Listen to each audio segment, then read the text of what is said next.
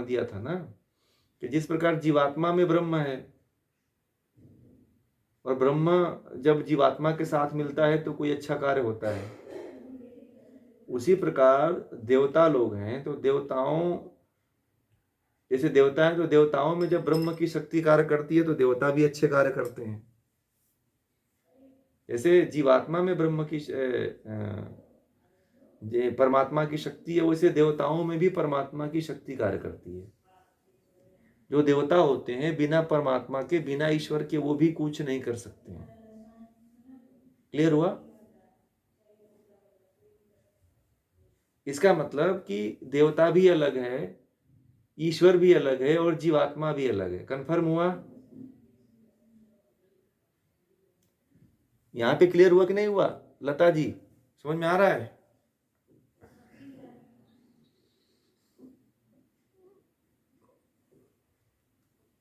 रानी जी आपको समझ में आ रहा है?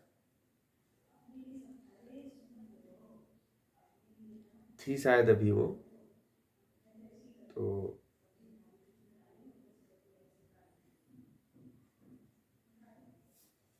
वो देवता भी तो प्रकृति के ही बने हुए हैं।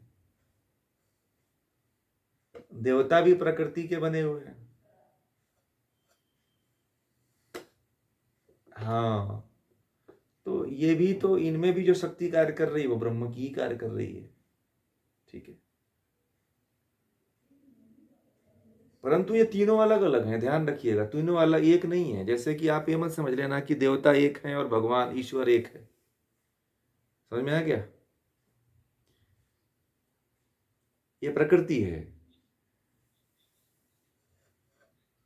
प्रकृति क्या ईशा है, उसमें केवल ब्रह्म की शक्ति कार्य कर रही है। ठीक है, क्लियर हुआ? आपकी शरीर भी तो प्रकृति का हिस्सा है? इसमें जो, अब इसमें जो ब्रह्म की शक्ति कार्य करती है तो जीवात्मा कुछ कर लेती है, तो जीवात्मा भी अपने कर्म को ना कर पाए। ठीक है, अब लता जी ने एक प्रश्न पूछा था, तो मैं बताऊं कि 3 पदार्थ अनादि है।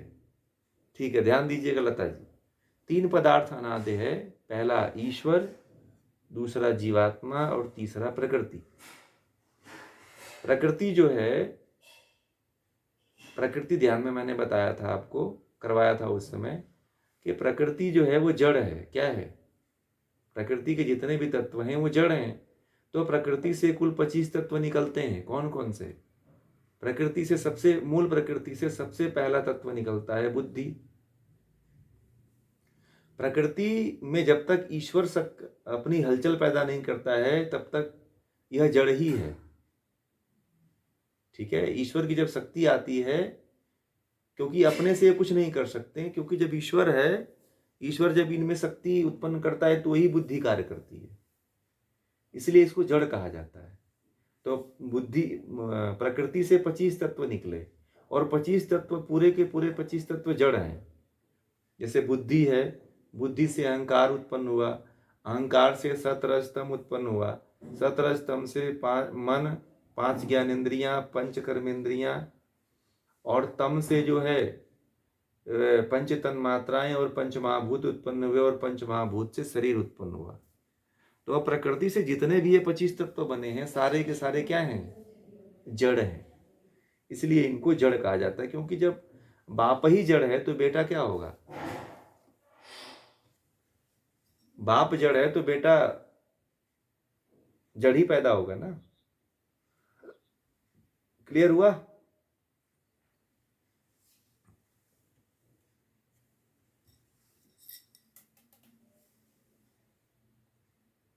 हाँ, तो जीवात्मा तो उसको जीवात्मा के अनुसार करती है।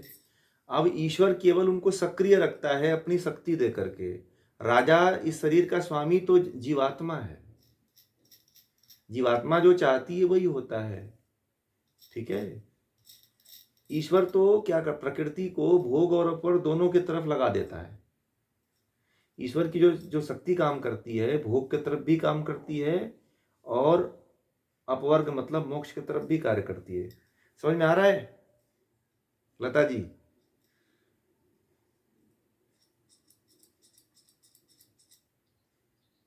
हाँ, समझ में आ जाएगा आपको। हाँ, नहीं समझ में आ जाएगा, ये आपको समझ में आ जाएगा, इसमें कोई दिक्कत नहीं है। अब इसमें क्या, हाँ वो टेबल मैंने आपको, वही टेबल तो मैंने बताया कि प्रकृति, जो मूल प्रकृति है वह, उससे सबसे पहले बुद्धि उत्पन्न होती है, बुद्धि के बाद अहंकार, अहंकार के बाद मन, 5 ज्ञानेंद्रियां, 5 कर्मेंद्रियां, 5 तन्मात्राएं और पंच महाभूत, और पंच महाभूत से शरीर। ठीक है, और ये सब जड़ कहलाते हैं। ये प्रकृति हो गई, इसको क्या कहते हैं, इसको प्रकृति कहते हैं। और जीवात्मा, जीवात्मा में क्या होता है, जीवात्मा किसको कहते हैं, जिसमें इच्छा, द्वेष, ज्ञान, वैराग्य हो, उसे क्या कहते हैं, जीवात्मा। जीवात्मा अनादि है, जीवात्मा का अजर है जीवात्मा, जीवात्मा कभी मरती नहीं है, जीवात्मा का कभी नाश नहीं हो सकता है।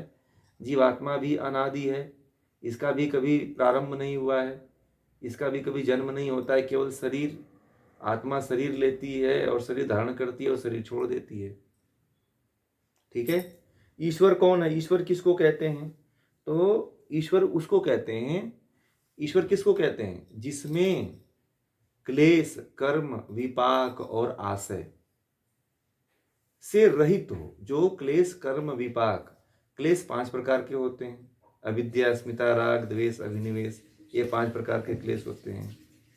कर्म, ईश्वर कर्म नहीं करता है, कर्मों के फल को नहीं भोगता है, और ना ही कर्मों का संस्कार बनता है, उसे विपाक कहते हैं। ये ईश्वर है, इन सब से जो रहित होता है वो ईश्वर है। और जो जिसके अंदर ये गुण होते हैं वो ईश्वर नहीं है, जिसके अंदर ये गुण होते हैं वो ईश्वर नहीं है, और जिसके अंदर नहीं होते हैं वह ईश्वर है। ईश्वर क्या है, ईश्वर भी अनादि है, ईश्वर भी अनंत है, ईश्वर सर्वज्ञ है, ईश्वर अनुपम है। ठीक है, अब जो सारे गुण बताए थे ना ईश्वर के ध्यान में, ईश्वर अनादि है, सर्वरक्षक है ना, दयालु है, ये ईश्वर के सब लक्षण हैं। भगवान किसको कहते हैं, भगवान उनको कहते हैं जो क्षय, भग, भग का मतलब होता है, भग धातु से लिया गया, भग का अर्थ होता है ऐश्वर्य। तो जो 6 गुणों को धारण करता है, जो 6 गुणों को धारण करता है उसे भगवान कहते हैं। ऐश्वर्य और क्या क्या बताइए, मैंने बोला था उस दिन, याद होना चाहिए। हाँ बोलिए।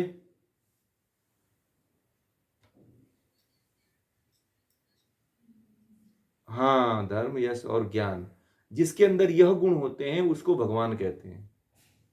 ठीक है, और देवता कितने होते हैं अपने,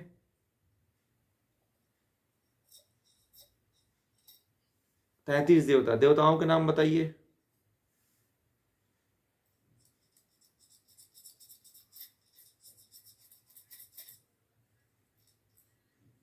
हम्म ये जो है 33 देवता होते हैं अपने, 33 प्रकार के, 33 करोड़ नहीं है, 33 प्रकार के देवता होते हैं। कितने होते हैं, 33 प्रकार के ही देवता होते हैं, 33 करोड़ देवता नहीं होते हैं, ध्यान रखिएगा। ठीक है, बोलिए बोलिए, सुनीता जी बोल दीजिए इनको।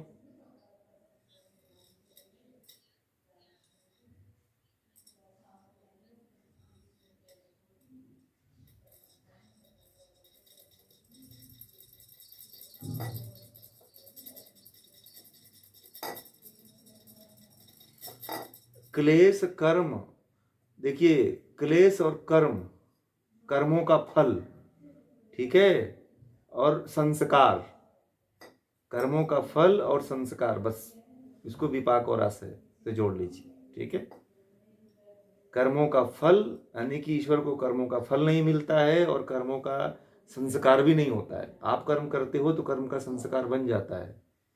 ठीक है, क्योंकि आप जीवात्मा हो। ठीक है, ईश्वर इनसे परे है, ईश्वर को ये सब कुछ नहीं करना पड़ता है। न कर्म करना पड़ता है, न कर्मों का फल भोगना पड़ता है। ठीक है, तो ये कंसेप्ट क्लियर हो गया सिंपल भाषा में। लता जी कंफर्म हुआ?